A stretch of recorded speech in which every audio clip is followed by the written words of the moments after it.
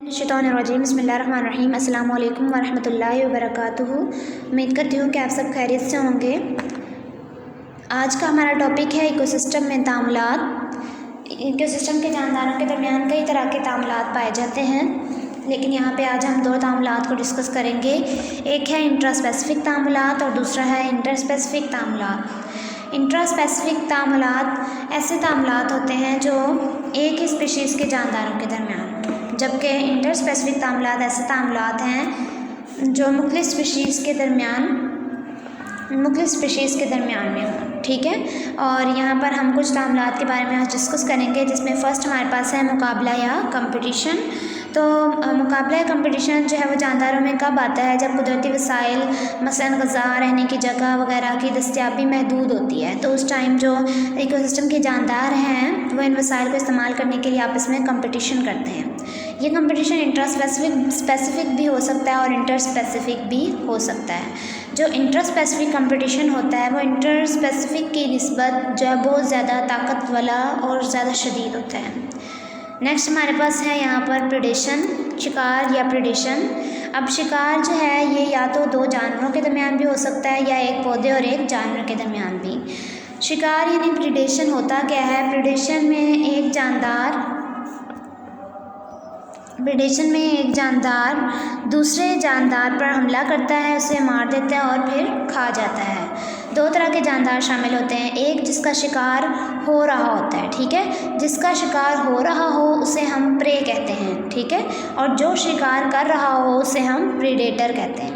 यानी अगर हम यहाँ पर बिल्ली की एग्जांपल ले लेते हैं कि बिल्ली जो है वो चूहे को खाती है। बिल्ली पहले क्या करती है? चूहे पे हमला करती है, फिर उसे मारती है और फिर उसे खाती है, ठीक है। अब यहाँ पर बिल्ली शिकार कर रही है, ठीक है, तो इससे हम बोलते हैं कि बिल्ली जो है वो प्रीडेटर है और चूहे का शिकार हो रहा है, ठीक है, तो उसको हम कहेंगे कि वो प्रे है। अब प्रीडेशन की कुछ मिसालें हमारे पास नीचे भी हैं कि तमाम कार्निवर्स प्रीडेटर होते हैं। मिसाल के तौर पर मेंढक मच्छर का शिकार करता है, लुमड़ी खरगोश का शिकार करती है। चंद मिसालें ऐसी भी हैं जिनमें एक प्रीडेटर किसी दूसरे प्रीडेटर का शिकार बन जाता है, ठीक है, जैसे फिर दूसरा तीसरे प्रीडेटर का शिकार बन जाता है। मसलन अगर हम मेंढक की एग्जाम्पल लें तो मेंढक मच्छर को खाता है तो वो फर्स्ट प्रीडेटर मेंढक खुद है, ठीक है। अब सांप अगर मेंढक को खा लेता है तो वो प्रीडेटर 2 होगा, ठीक है, सेकंड प्रीडेटर हमारे पास सांप आ जाएगा।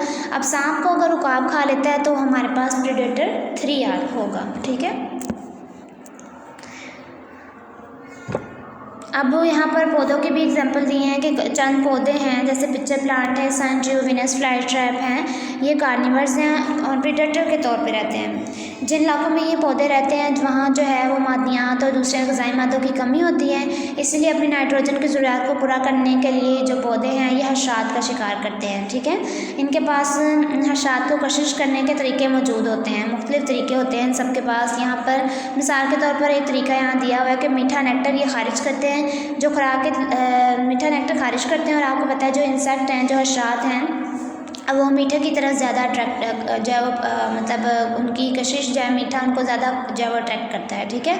तो वो खुराक की तलाश में जो निकले होते हैं हशरात, उनके लिए वो पुरकशिश होता है और वो इंसेक्ट जो है वो उस पौधे के पत्ते पे जाकर बैठते हैं, और जैसे ही पत्ते पे वो बैठते हैं तो उनकी शेप्स इस तरह की पौधों की होती हैं कि वो उसे ट्रैप कर लेती हैं, अपने अंदर जो है वो फंसा लेती हैं, ठीक है, और इस तरह से ये पौधे जो है वो दूसरे जानदारों का शिकार करते हैं। अब वो कह रहा है कि प्रेडेशन से हमें ये भी मदद मिलती है कि पौधे प्रे की जो पॉपुलेशन है वो कंट्रोल में रहे और इस तरह इकोलॉजिकल तवाज़ुन कायम रहे, ठीक है। यानी प्रे जैसे अगर मच्छर हैं तो अगर हम मेंढक मच्छर को खा रहा है तो मीन्स के मच्छर की तादाद कम हो रही है, जो हमारे लिए फ़ायदेमंद है, ठीक है। इंसान इस तरह के तामुल का फ़ायदा उठाते हुए खुदरो घास फूस और बीमारी फैलाने वाले हशरात का बायोलॉजिकल कंट्रोल करता है, ठीक है। ये बायोलॉजिकल कंट्रोल ही होगा कि हम हशरात को किसी दूसरे जानदार से जो है वो क्या करवा रहे हैं, जानदार से हम उसको जो है वो ख़त्म करवा रहे हैं। मिसाल के तौर पर किसी इलाके में बीमारी फैलाने वाले हशरात को कंट्रोल करने के लिए वहाँ उनके प्रीडेटर्स जो है वो छोड़ दिए जाते हैं। जैसे आपको याद होगा कि जब डेंगू फीवर बहुत ज़्यादा था तो जो मछलियाँ हैं वो इसका लार्वा वगैरह जो है वो खा जाती हैं। तो जिस पानी में डेंगू फीवर होने का खदशा होता है या जिस पानी में डेंगू फीवर मौजूद होता था वहाँ पर मछलियाँ छोड़ दी गई, ठीक है। वो इसलिए छोड़ी गई कि मछलियाँ जो है वो उन मच्छरों को, उन लार्वास वगैरह को डेंगू के जो हैं उनको खा लें और जो है उनकी आगे से तादाद ना बढ़े, ठीक है। तो ये हमारे पास एक बायोलॉजिकल कंट्रोल आता है जब हम एक जानदार का दूसरे जानदार से ही शिकार करते हैं। नेक्स्ट हमारे पास है सिम्बियोसिस। सिम्बियोसिस क्या होता है कि मुख्तलिफ स्पीशीज़ के अरकान के दरमियानी रिश्ता है जिसमें वो कम या लंबे अरसे के लिए एक अच्छी ज़िंदगी गुजारते हैं, कुछ टाइम के लिए या ज़्यादा टाइम के लिए। सिम्बियोसिस 3 तरह का होता है। पैरासाइटिज्म है हमारे पास, म्यूचुअलिज्म है और कॉमन्सलिज्म है। सबसे पहले हम पैरासाइटिज्म को देखेंगे। पैरासाइटिज्म क्या होता है? ये सिम्बियोसिस की एक किस्म है जिसमें छोटा फरीक बड़े फरीक के जिस्म से खुराक और तहफ़्फ़ुज़ हासिल करता है और बदले में उसे नुकसान पहुँचाता है। अब छोटा फरीक बड़े फरीक, ठीक है, जो हमारे पास छोटा फरीक है वो पैरासाइट होता है, ठीक है, जो किसी भी जानदार के जिस्म पर रहता है। या जैसे अगर हम मच्छर की बात कर लेते हैं, मच्छर जो है वो हमारे पास पैरासाइट है, ठीक है। और बड़े फरीक यानी हमें अगर वो काटता है तो हम उसका होस्ट है, मेज़बान है, ठीक है, वो हम क्या है बड़ा फरीक में आ जाते हैं, ठीक है। तो वो हमारे जिस्म से खुराक और खुराक लेता है। कुछ पैरासाइट है जो तहफ़्फ़ुज़ भी लेते हैं, वो मैं आगे जाके आपको बताऊँगी। लेकिन जो मच्छर है वो तो सिर्फ हमसे खुराक लेता है और फिर बदले में हमें नुकसान पहुँचाता है, ठीक है। अब पैरासाइटिज्म भी 2 तरह की होती है, एक आर्जी पैरासाइटिज्म होती है और एक मुस्तकिल पैरासाइटिज्म। आर्जी पैरासाइटिज्म में क्या होता है कि पैरासाइट अपना ज़्यादातर लाइफ साइकिल आज़ादाना गुजारता है, ठीक है। इसके लाइफ साइकिल का जो सिर्फ एक हिस्सा है वही पैरासाइट के तौर पर गुजरता है। जैसे मैंने मच्छर की एग्जांपल दी है, जब वो आपको काटता है तब उतना सा उसका जो हिस्सा है वो पैरासाइट के तौर पर गुजरता है, बाद में वो जो है आज़ादाना अपना लाइफ साइकिल गुजारता है, ठीक है। इसमें एग्जाम्पल और भी है, जोंक है, बिस्तर के खटमल, मच्छर वगैरह इंसान के आम आर्जी पैरासाइट्स हैं। नेक्स्ट हमारे पास है मुस्तकिल पैरासाइटिज्म। मुस्तकिल पैरासाइटिज्म क्या होता है? पैरासाइट अपना तमाम लाइफ साइकिल पैरासाइट्स के तौर पर ही गुजारते हैं। बीमारी पैदा करने वाले कई बैक्टीरिया और तमाम वायरसेस जो हैं वो इसकी आम मिसालें हैं, ठीक है। ये अपना जो जितना भी लाइफ साइकिल है वो पैरासाइट के तौर पर, जैसे बैक्टीरिया वायरसेस वगैरह हैं, ये हमारे बॉडी के अंदर ही अपना लाइफ साइकिल कंप्लीट करते हैं। पैरासाइट्स की अगर क्लासिफिकेशन की जाए तो 2 तरह के पैरासाइट होते हैं, एक है एक्टोपैरासाइट और दूसरा हमारे पास आता है एंडोपैरासाइट। एक्टो के नाम से ही जाहिर है कि एक्टोपैरासाइट अपने होस्ट के जिस्म से बाहर रहते हैं और वहाँ से खुराक हासिल करते हैं, जैसे मच्छर है, ठीक है, ये अपने होस्ट के जिस्म के बाहर जोंक है, जो है एक्टोपैरासाइट्स की मिसालें हैं। नेक्स्ट अगर हम एंडोपैरासाइट्स देखें तो एंडोपैरासाइट्स वो पैरासाइट्स होते हैं जो अपने होस्ट के जिस्म के अंदर रहते हैं और वहाँ से खुराक और तहफ़्फ़ुज़ हासिल करते हैं। Bacteria, viruses, tapeworm, ascaris, entamoeba, plasmodium वगैरह सब क्या है? एंडोपैरासाइट्स हैं। नेक्स्ट कुछ पौधे भी होते हैं जो दूसरे पौधों पर पैरासाइट के तौर पर रहते हैं। पैरासाइट अपना पौधा अपने होस्ट के जिस्म के अंदर ख़ास तरह की जड़ें गाड़ देता है और होस्ट के वेस्कुलर टिश्यूज से अपनी ज़रूरत के ग़िज़ाई मादे चूसता है, ठीक है। आप यहाँ पे डायग्राम में भी जो पिक्चर बनी हुई है इसमें भी देख सकते हैं कि जो वाइट कलर का आपको स्टेम नज़र आ रहा है वो हमारे पास जो है वो होस्ट है, ठीक है। और जो ग्रीन कलर का ये आपको पौधा नज़र आ रहा है इसने अपनी जो जड़ें हैं वो स्टेम के अंदर गाड़ी हुई हैं, तो ये हमारे पास क्या है? पैरासाइट है। नेक्स्ट हमारे पास सिम्बियोसिस की जो किस्म है वो है म्यूचुअलिज्म। म्यूचुअलिज्म क्या होता है? इस तरह की जो सिम्बियोसिस होती है उसमें दोनों फरीक को फ़ायदा उठाते हैं और किसी को भी नुकसान नहीं पहुंचता, ठीक है। फॉर एग्जांपल दीमक जो है वो लकड़ी खाती है मगर उसे डाइजेस्ट नहीं कर सकती। अब जब तक डाइजेस्ट नहीं करेगी उसको लकड़ी खाने का क्या फ़ायदा?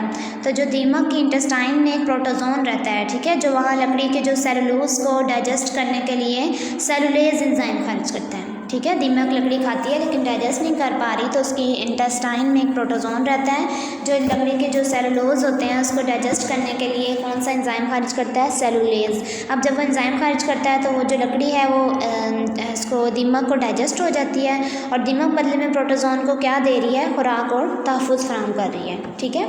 इसी तरह नाइट्रोजन फिक्सर बैक्टीरिया जो है राइजोम फलीदार पौधों मसलन मटर और चने की जड़ों की गांठों यानी रूट नोड्यूल्स में रहते हैं, ठीक है। और बैक्टीरिया पौधे से खुराक और तहफ़्फ़ुज़ हासिल करते हैं और बदले में पौधे के लिए क्या करते हैं? गैस हालत की नाइट्रोजन को नाइट्रेट्स में फिक्स कर देते हैं, ठीक है। उससे खुराक और तहफ़्फ़ुज़ लेने के बदले में वो क्या कर रहे हैं कि उसको नाइट्रोजन गैस को नाइट्रेट्स में तब्दील करके दे रहे हैं, जिसकी पौधे को निशाना के लिए जो है वो ज़रूरत होती है। नेक्स्ट हमारे पास है कॉमन्सलिज्म। कॉमन्सलिज्म में क्या होता है? सिम्बियोसिस की इस किस्म जिसमें एक फरीक को फ़ायदा होता है जबकि दूसरे को ना तो फ़ायदा होता है और ना ही नुकसान होता है। अगर यहाँ पर हम एक पौधे की एग्जांपल लें, एपीफाइट्स जो हैं ये छोटे पौधे होते हैं जो दूसरे बड़े पौधों के ऊपर सिर्फ जगह के लिए रहते हैं, ठीक है, ना तो उनसे वो खुराक ले रहे हैं, ठीक है। ये पौधे जो है वो पानी मादनियात जो है वो फ़िज़ा से खुद ही जज़्ब करते हैं और खुराक भी खुद ही तैयार करते हैं, ठीक है। सिर्फ वो जगह ले रहे हैं उनसे, लेकिन खुराक भी अपनी खुद तैयार कर रहे हैं, फ़िज़ा से मादनियात जो है पानी वगैरह वो सब कुछ फ़िज़ा से ले रहे हैं। तो सिर्फ जगह के लिए वो उनके ऊपर रह रहे हैं, मीन्स कि उनको कोई खुद नुकसान नहीं पहुँचा रहे, ठीक है। और बड़े पौधों को किसी तरह से भी इस रिश्ते का ना तो फ़ायदा होता है और ना ही नुकसान होता है, ठीक है। अब ये जो छोटे पौधे हैं ये तो उनसे फ़ायदा ले रहे हैं, मीन्स के जगह उन्होंने ली हुई है वो उससे फ़ायदा ले रहे हैं, लेकिन बदले में उसे कोई नुकसान नहीं पहुंचा रहे। अब लेकिन जो दूसरा फ्रीक है जिसके ऊपर ये रह रहे हैं उनको ना ही कोई फ़ायदा हो रहा है और ना ही कोई नुकसान है। जो सेकंड एग्जांपल है उसमें उन्होंने आपको दिखाया है कि एक मछली है सुकर फिश, ये अपने सुकर की मदद से जो है ये वाली जो है सुकर फिश ये सुकर की मदद से शार्क की सतह पर चिमट जाती है। और इसी तरह जो शार्क की चिमटी हुई सुकर फिश को खुराक के दस्तयाब इलाकों में जाने के लिए आसान ट्रांसपोर्ट मुहैया करती है, ठीक है। यानी खुद से ये इतना दूर तक जा नहीं सकती, तो इसलिए ये खुराक की तलाश के लिए जो शार्क है उसके ऊपर चिमट जाती है और अपनी खुराक जो जहाँ से उसने खुराक लेनी होती है वहाँ पर ये जाकर जो है वो अपनी खुराक ले लेती है, और इस तरह जो शार्क है वो उसके लिए ट्रांसपोर्ट का काम कर रही है।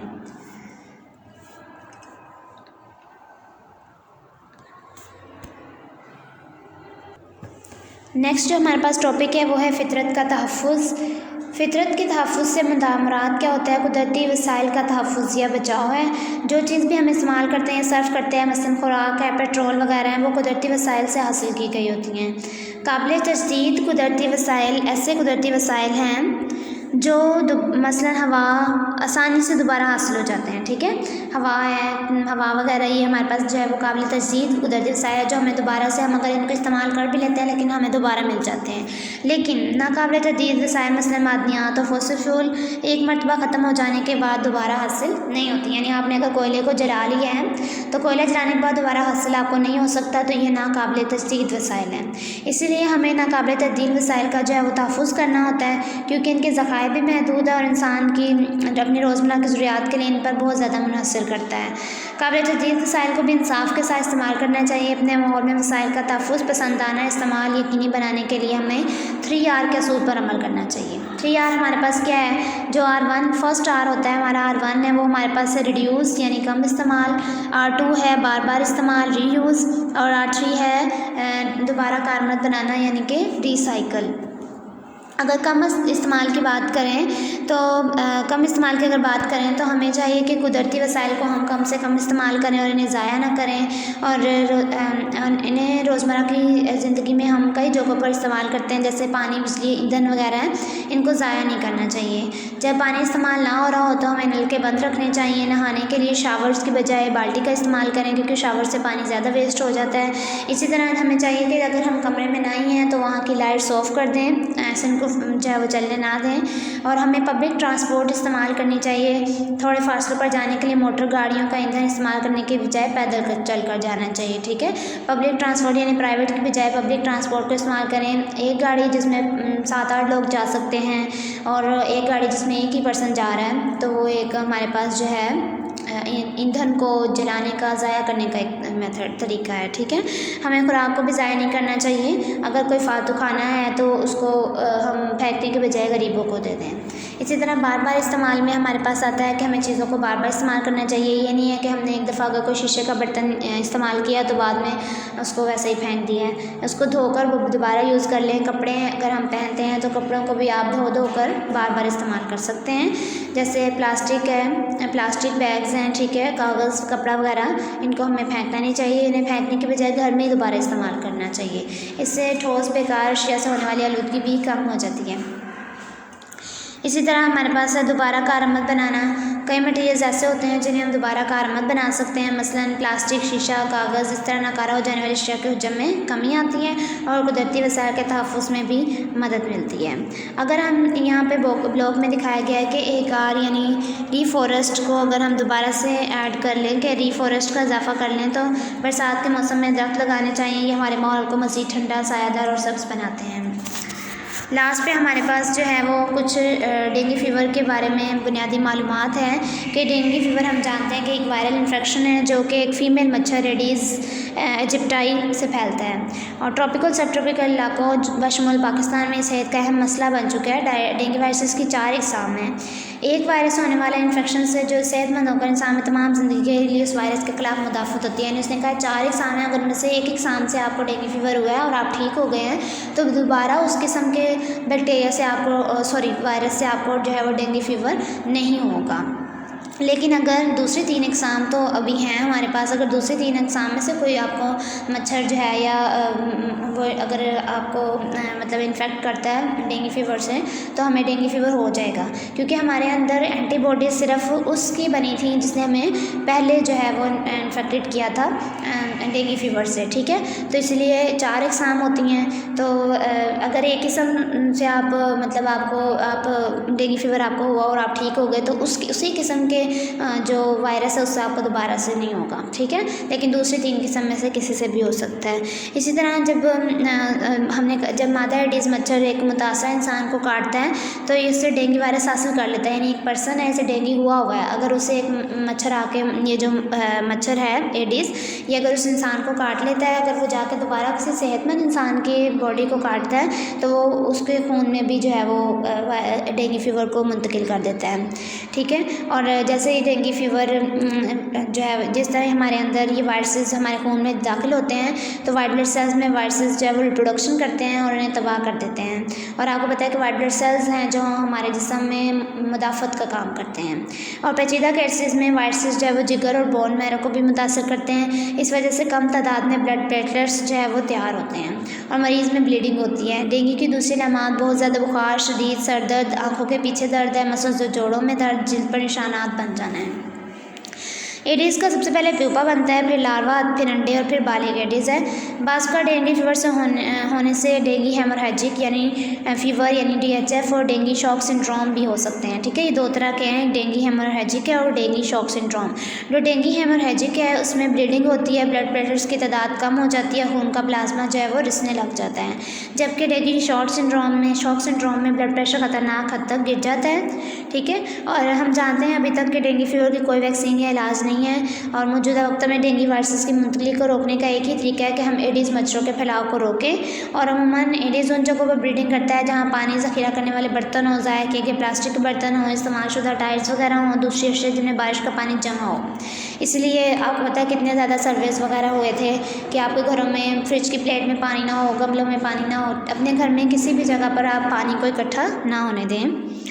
ठोस बेकार मादों को मुनासिब तरीके से ठिकाने लगाएं। पानी ज़ख़ीरा करने के बेहतर आदत अपनाकर हम इन मच्छरों को कंट्रोल कर सकते हैं। ठीक है, मच्छरों के लार्वा को मारने के लिए छोटी मछलियाँ और क्रस्टेशियंस भी इस्तेमाल किए गए हैं। मच्छरों को मारने के लिए हशरात को छिड़काव का ज़्यादा मौसर साबित नहीं होता क्योंकि ये बारीक मच्छरों के मसाकिन तक नहीं पहुँच सकते। ठीक है, तो इसीलिए आप एहतियात करें, ख़ुद भी एहतियात करें, दूसरों को भी जो है वो डेंगू वायरस के लिए क्या कि एहतियात के बारे में बताएं, क्योंकि आप जानते हैं कि ये मौसम जो है वो डेंगू फीवर के लिए बहुत ज़्यादा इन डेंगू मच्छरों की पैदाइश के लिए बहुत ज़्यादा जो है वो बेहतर मौसम है। इसीलिए अपने आप को जो है वो इससे महफूज रखें। उम्मीद करती हूँ कि आज का लेसन आपको अच्छे से समझ में आ गया होगा। Thank you.